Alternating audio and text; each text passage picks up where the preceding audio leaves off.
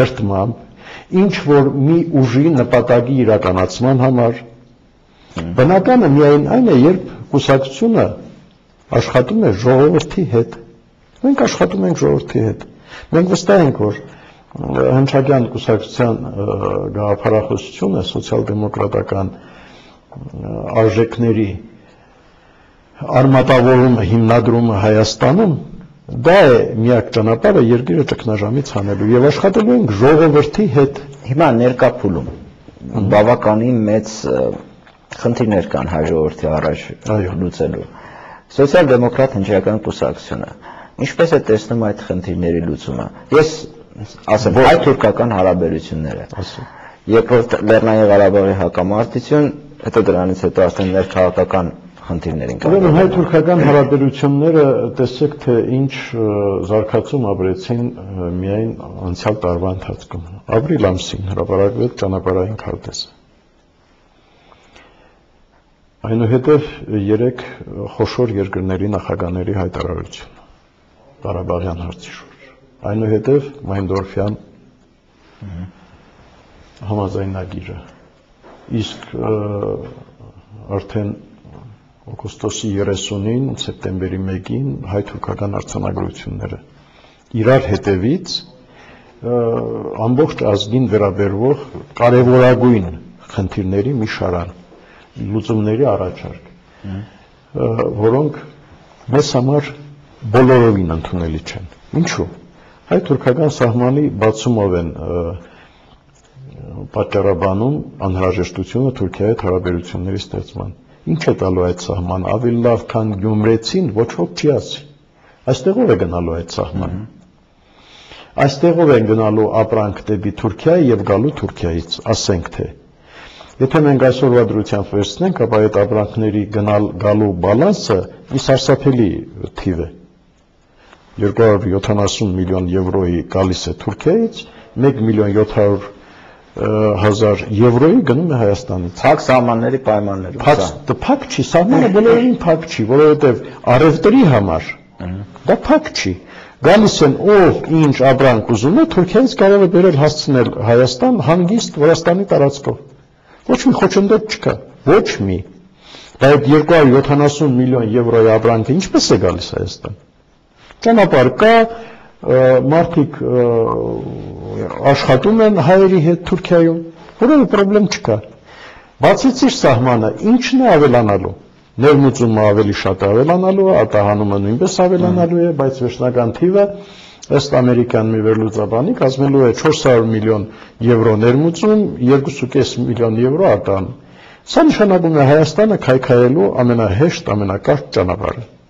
Ինչու ինչ ենք արտահանում մենք Թուրքիա, գիտեք, չէ՞, ինչ ենք արտահանում։ Եվ ինչ ենք ներմուծում։ Այն ինչ ներմուծում ենք, քայքայելու է Հայաստանի տեղական արտոնաբերությունը։ Այն չնչին, որը այսօր գոյություն ունի, դա էլ է քայքայելու։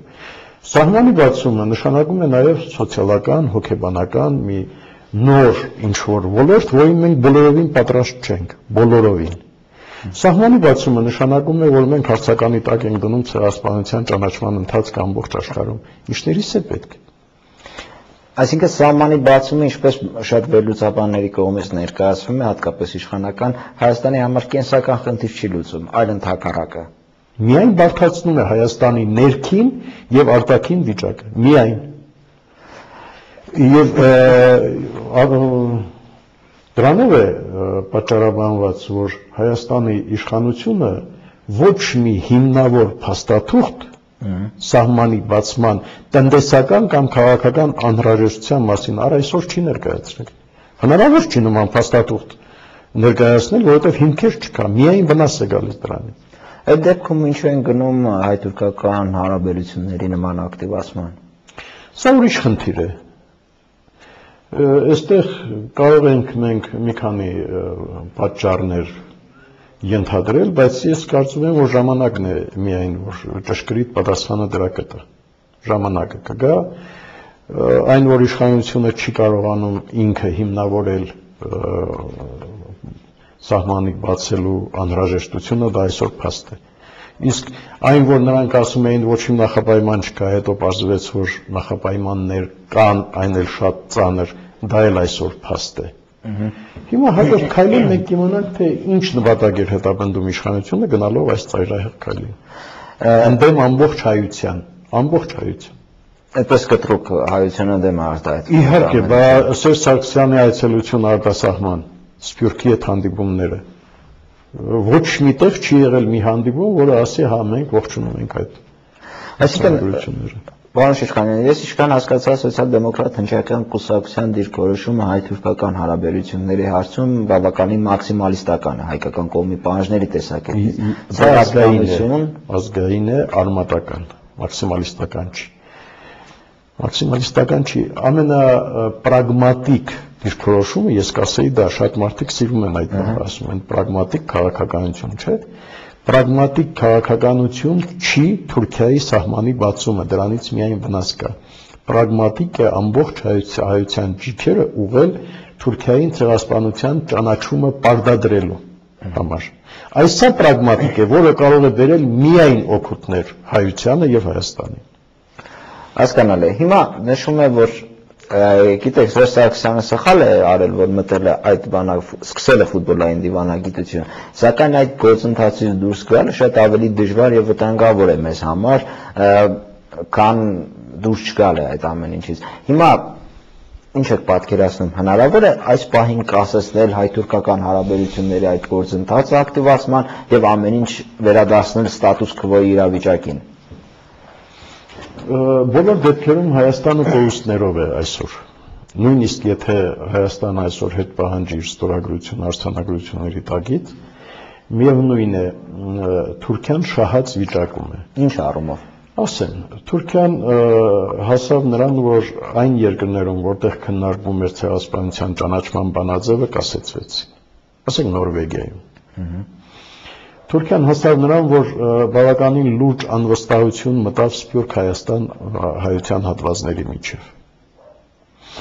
Թուրքիան հասավ նրան, որ Հայաստանի պաշտոնական անձը ստորագրություն դրեց այն կետի տակ, որով համաձայնվում է, որ այո, ցեղասպանության հարցում պետք է ստեղծվի պատմաբանների հանձնաժողով, անթույլատրելի մի բան։ Այսինքն ցեղասպանության